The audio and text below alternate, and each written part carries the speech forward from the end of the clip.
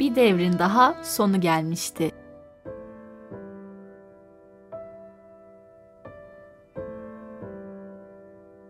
Sıfır beklentiyle, hiçbir fikrimiz olmadan geldiğimiz Polonya, özellikle de Krakow kalbimizi fethetmişti.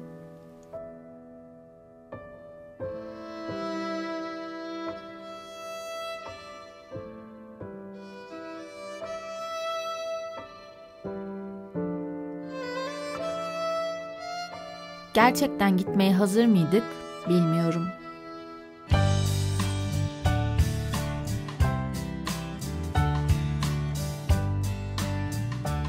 Gelmesi kadar gitmesi de zordu.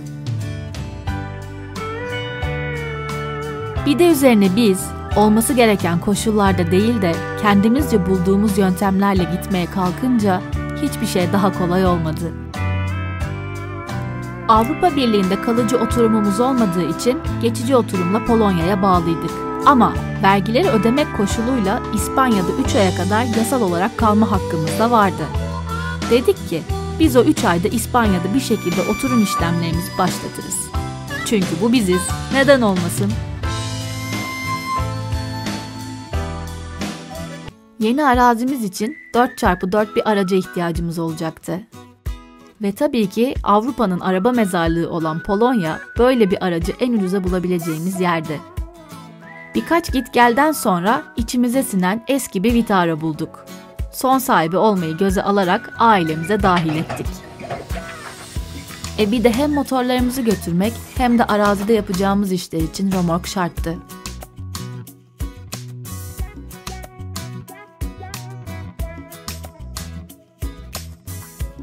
Mevcut ehliyetlerimizle 750 kilograma kadar olan römorkları arabamızda çekebiliyorduk.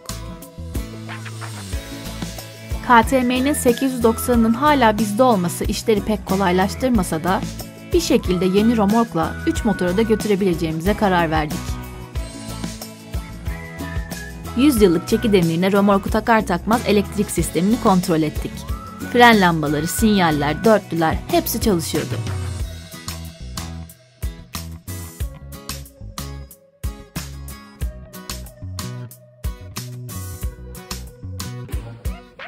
Pavel sağ olsun her zamanki gibi tüm ihtiyaçlarımıza yardım etti. Römorkun içine gergileri takacağımız kancaları monte ettik. Plakayı taktık.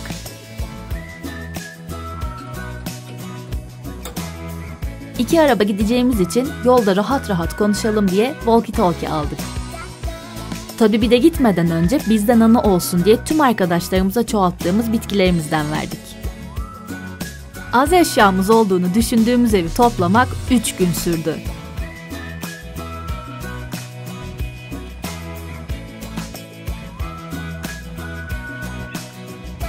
Zaten tek başımıza beceremedik de. Tüm arkadaşlarımız hem toplanmaya hem temizliğe yardım etti.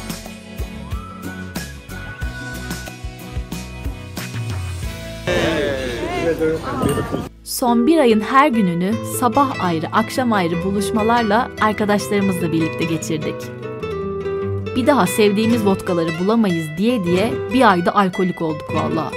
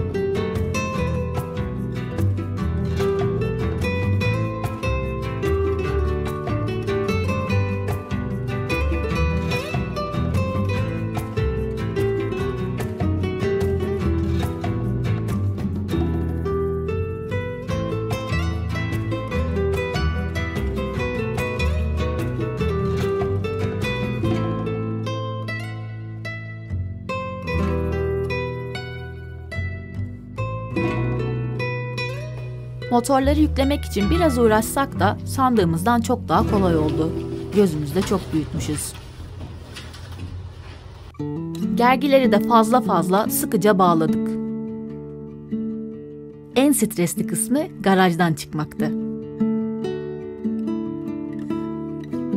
Fatih sağ olsun, onu da başardık.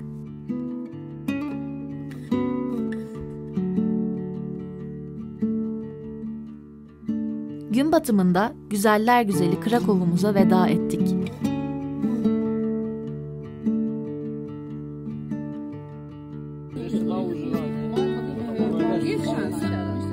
Polonya'daki son gecemizi ateş başında çok özleyeceğimiz arkadaşlarımızın evinde geçirdik.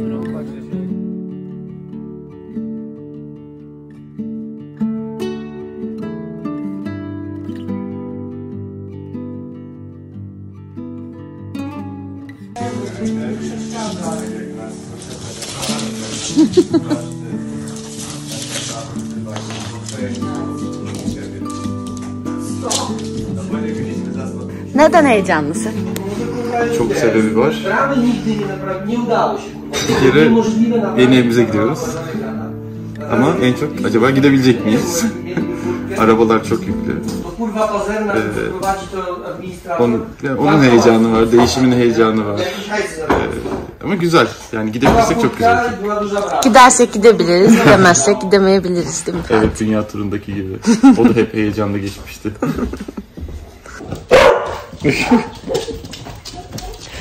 Ben de bir daha ne zaman duş alabileceğime dair hiçbir fikrim olmadığı için yıkandım. O yüzden Ben kamyoncu birkaç gün temizim. tır duşlarına saklıyorum kendimi, tırcı duşlarına. Evet, ya yolda duş alırız. Yani 3 günden uzun sürerse yolda duş alırız dedik. 3 gün limitimiz mi tırcı? 3 gün limit. Ya aslında 17 güne kadar denemişliğimiz var Alaska'da. Ama hava sıcak. Çok soğuktu. Evet, şimdi sıcak, o yüzden zor olur. Sonrasında da arazimizden su akıyor. Evet, Biraz bahçede az akıyor şimdilik ama akıyor. hortum tekniğiyle duş alabiliriz. Ya da nehirler coşmuştur şimdi oralarda. Küçük böyle havuzcuklarımız var. Küçük şelaleciklerimiz var. Onlara girebiliriz. Üşümezsek. Kısmet. Gidiyoruz. Hala Polonya'dayız. Evet, arkadaşlarımıza kaldık akşam. Hem arabaları deneyelim diye hem de arkadaşlarımızla burada tanıştığımız motorcu arkadaşlarımızla güzel bir gece geçirdik. Barbekü yaptık. Sosis yedik. Polonya sosisi. Şimdi de kahvaltımızı yapıp yola çıkacağız. Güle güle.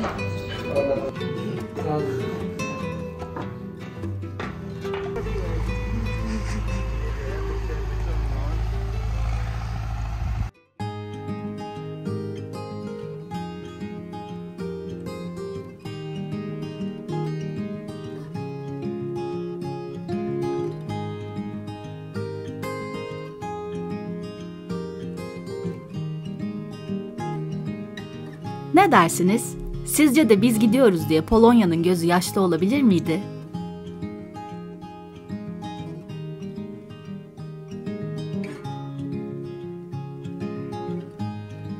İlk gün için hedefimiz kat edebildiğimizce yol kat edebilmekti. Yolculuğumuz boyunca Fatih, Vitara ve römorkla önden, ben de arkadan motorları takip ederek gidecektim. Hiç benlik bir görev değildi valla. Yemin ederim bende anksiyeteye sebep oldu.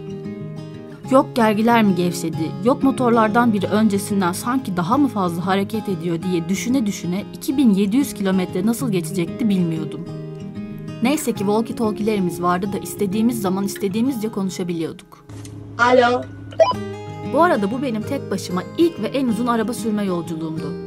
Nasıl oluyorsa motosikletle uzun yolda 1000 kilometre bile yapsam en ufak bir konsantrasyon kaybı yaşamazken araba sürerken 50 kilometre gitsem uykum geliyordu. Adrenalin böyle bir şey herhalde. İlk günümüzü 900 kilometre sonra Almanya'daki bir tır parkında sonlandırdık. Römorkla şehir merkezlerine girmek istemediğimiz ve kalacak yer arama derdiyle de uğraşmak istemediğimiz için planımızı bildiğimiz düzen Kangoo'da kalacak şekilde yaptık. Kural, daha fazla gidemeyeceğimizi hissettiğimiz noktada direnmeyip ilk tır parkında durmaktı. Kangoo'da tıka basa doluydu ama bisikletleri çıkarınca bize yer kalıyordu. Gecenin bir yarısı benzinci sosislilerini gömüp yattık. Ertesi gün son derece motive bir şekilde hava aydınlandığı gibi yoldaydık.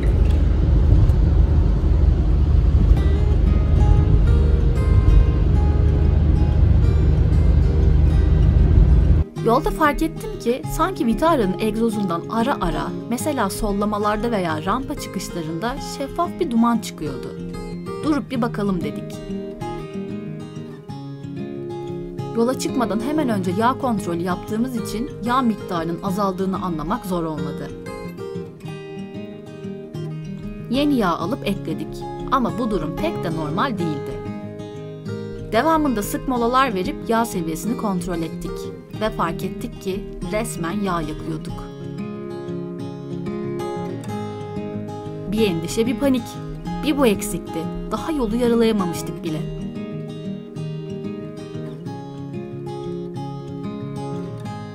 Bir kahve, bir yağ molası diye yol alır olduk.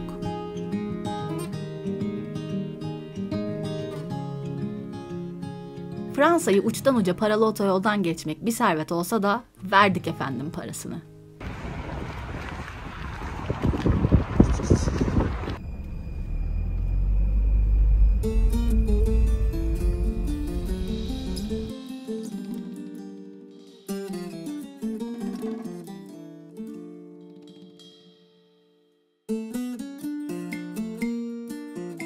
Yine gidebildiğimiz kadar gidip ikinci gecemizi 1100 kilometre sonra Fransa'da sonlandırdık.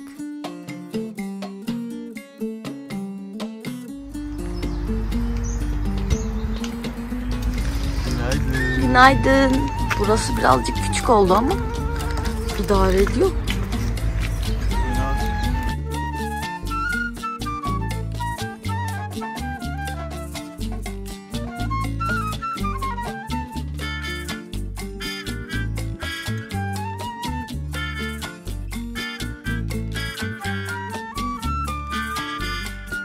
Motorlarımızı böyle römorku araya alarak güvende tutuyoruz. Aynı zamanda römork da kilitli bu arada şuradan.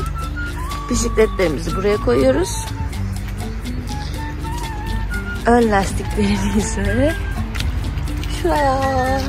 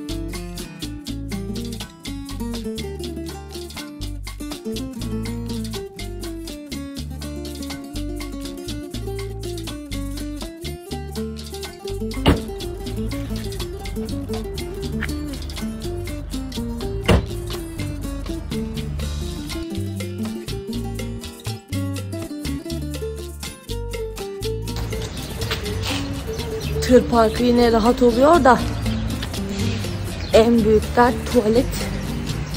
Öyle ortalıkta şey olmuyor. Tuvalete gitmek gerekiyor. O da çok uzak. Herkes yapıyor da onlar erkek.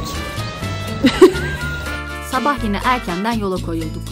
Otoyolun kesildiği bir yerde dur kalk akan iş trafiğine girince biraz gerildik ama neyse ki çok uzun sürmedi.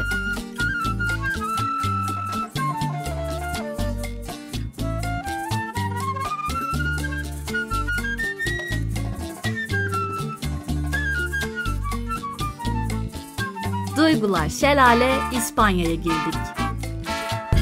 Bienvenidos, chicos.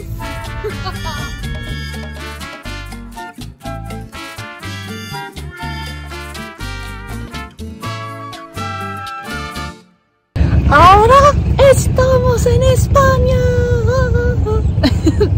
Vamos a la playa.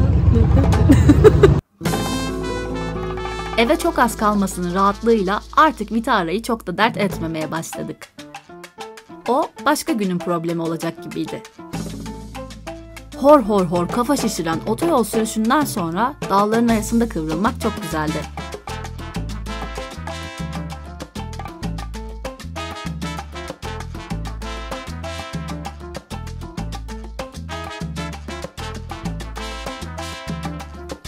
Üçüncü günün akşamüstünde toplam 2700 kilometre yol yaptıktan sonra yeni evimize varmayı başardık. Hem de römorktan düşmemiş 3 motor ve hala gidebilen 2 eski arabayla.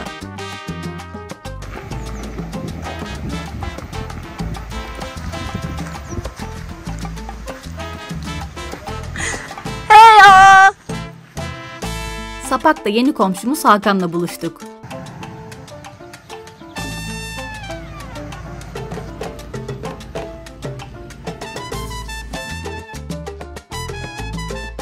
Bize şehrin anahtarını teslim etti. İnanılmaz. Harika.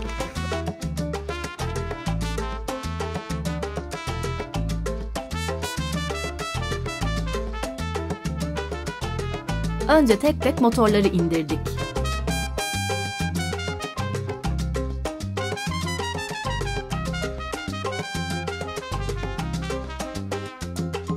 Nasıl yapsak, eve ilk neyi çıkartsak derken üçümüz de birer motora atlayıp evin yolunu tuttuk.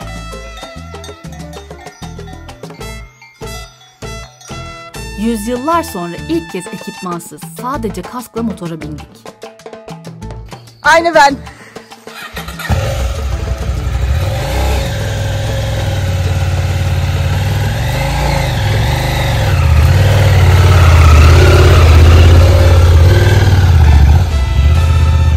Arazimizde bizi Sophie ile Lolita ve Lucky karşıladı. Nırınının. Heyecanla kapımıza koştuk.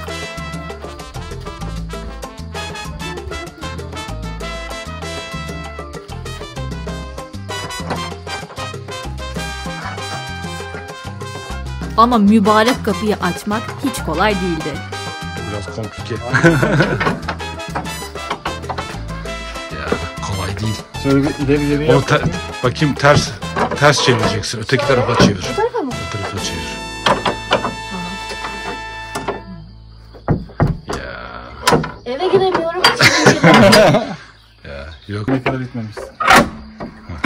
Bir kez daha galiba. İteceksin, iterek. Oldu. İt. Ha. Oh.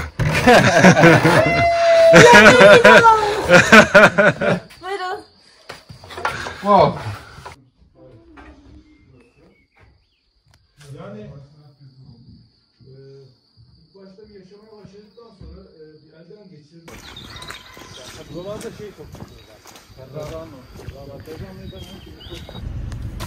Şimdi Fatih'in arabasına konuk oluyoruz.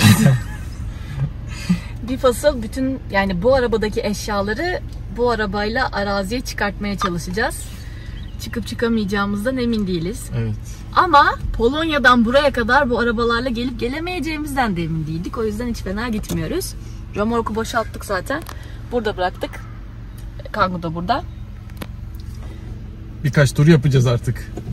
En kötü komşumuz var, arkadaşımız, onun arabası var. En güzel araba komşunun arabasıdır. Çekme halatımız da var. Evet, hepsi var. Daha erken, havanın kararmasına da 3 saat falan var. Bence yaparız. Yemek de yapacaklarmış bize zaten. Evet. Bir de arkadaşımız bizim için hortum almaya gitti. Arsamızda suyumuzun geldiği yer var. Tabii evin içinde suyumuz yok. Dışarıdan o hortumu bir tık uzatabilirsek kokumuzdan kurtulmak istiyoruz. Evet. Size gelmediği için şanslısınız. Görüşürüz.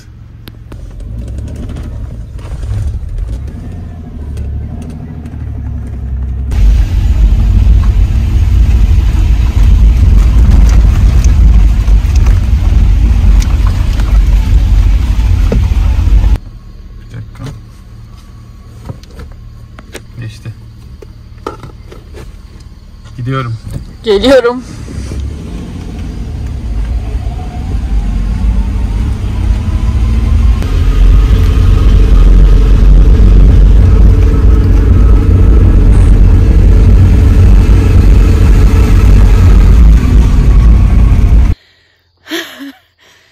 Buna birkaç haftaya alışırım herhalde.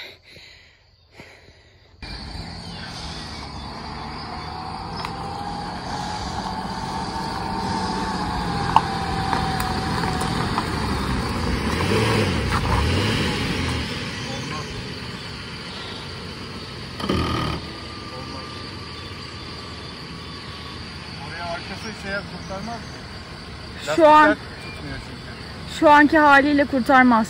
Yok, giremez. Üstüne çarparsın, lastikler kayacak. Tamam. Burada eşyaları boşaltalım, öyle deneyelim. Şuraya gelip oraya geri girebiliriz.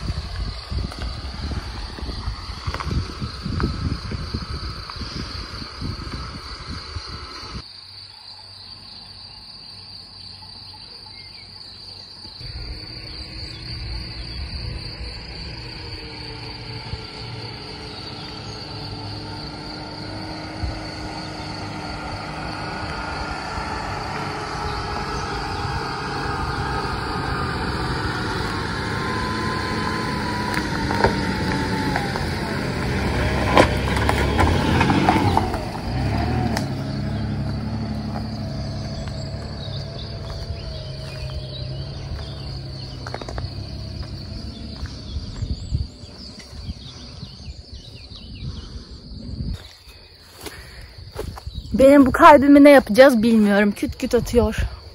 Oh.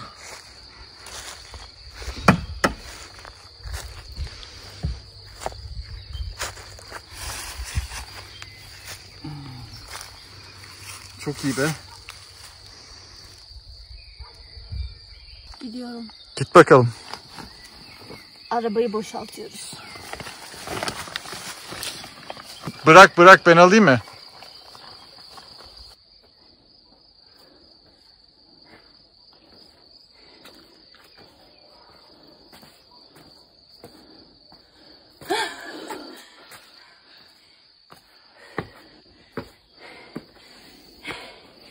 Yardım et sen.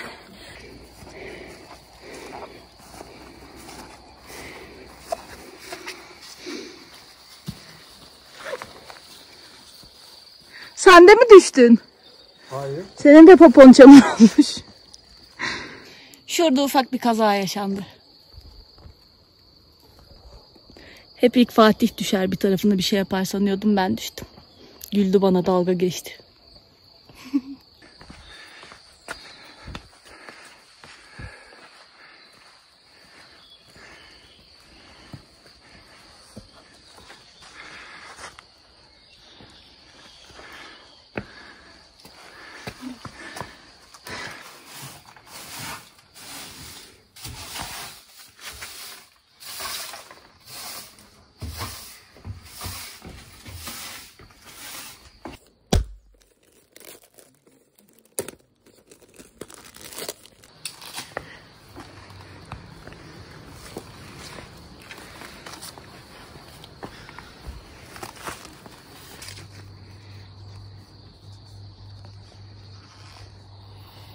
Şimdi oradan vanayı aç.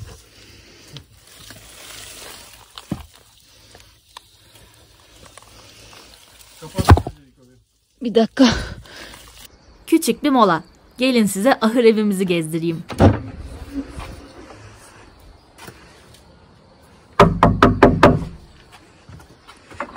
Nenenenen. Hola, bienvenidos. Hola. Burası evimiz. 2 oda, bir antre ve koca bir salonumuz var. Birinci odamızda 1930 yılından kalma karyolamız, ocağımız ve şöminemiz var. İkinci odamıza geçtiğimizde ise halımız, yine bir pencere ve hiçbir şey yok.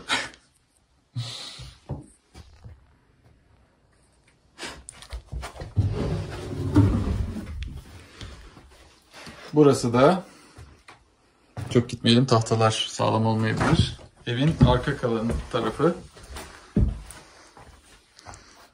Şimdi Tuğçe alt katımıza iniyor. Evimiz dubleks. Sen de gelecek misin? Ben şimdi gelmeyeceğim. O zaman ben telefonu alayım. O zaman al bakalım, evi sen tanıt. Salon, salomanje. Bir dakika arkadaşlar. Ah. İndik. Evet.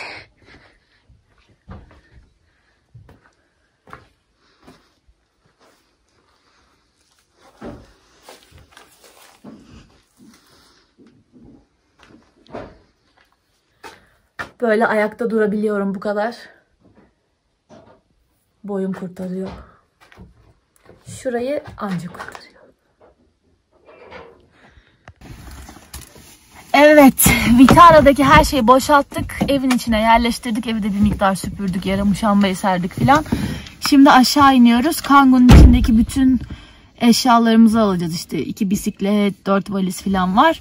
Onları yine Vitara ile yukarı getireceğiz.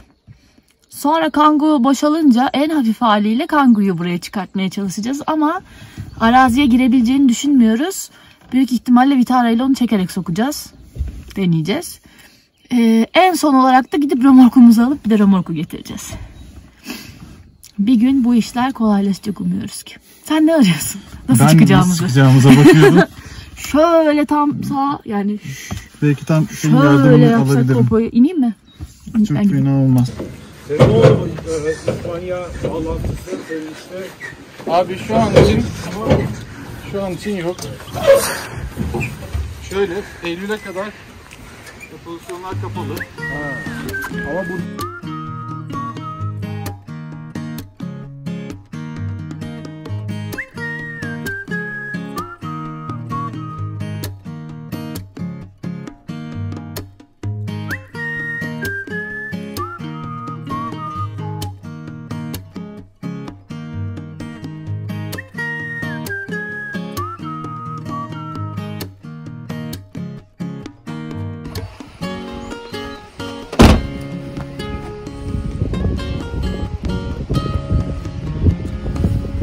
Aloe veramızın dalı koptu.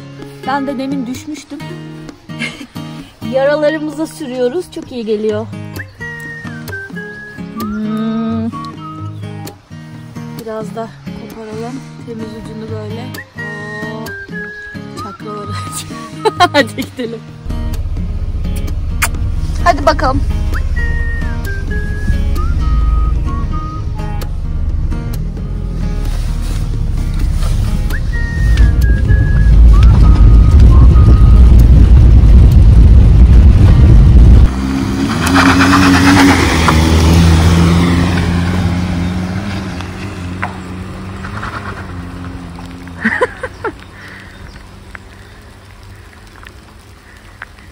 Çok heyecanlı.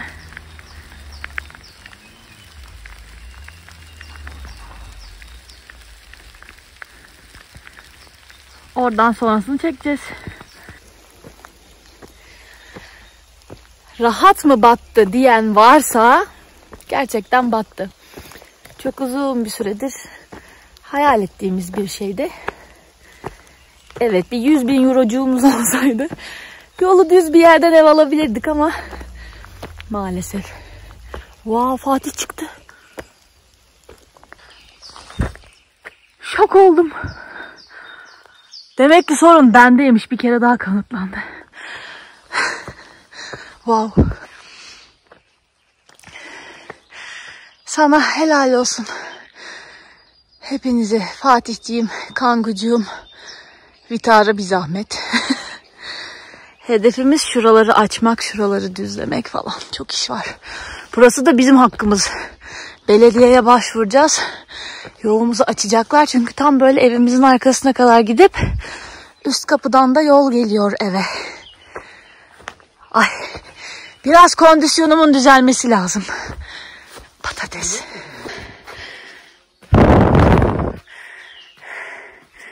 Ha gayret.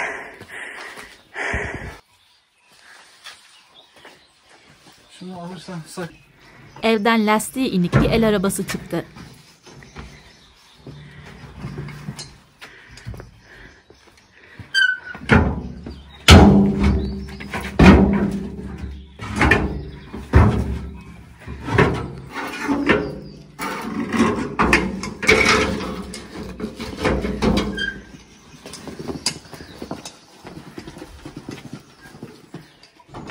Nefes kesen buz gibi suda ilk duşumuzu aldık.